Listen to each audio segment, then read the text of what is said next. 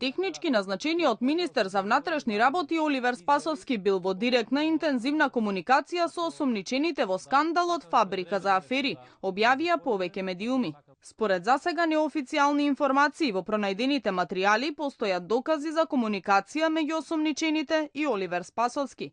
Според информациите до кои дојде сител, министерот за внатрешни Спасовски бил во директна комуникација со првоосомничениот во аферата во која полицијата ги откри фалсификаторите на личните карти и други документи.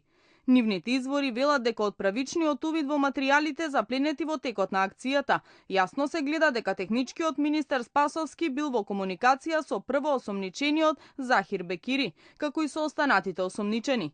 Односно дека со првоосомничениот бил во интензивна комуникација подолг период претходно, а со останатите осомничени комуницирал најмалку еднаш во последните 10 дена.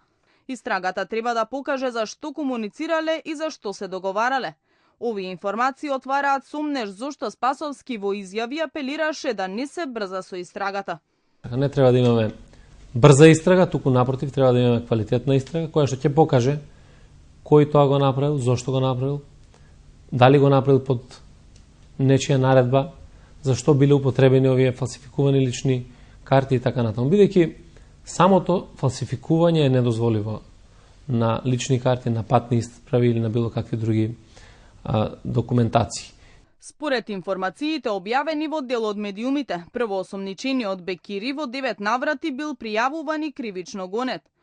8 дела за кои му се изрекувани и затворски казни на Бекири се поврзани со измами и фалсификување документи.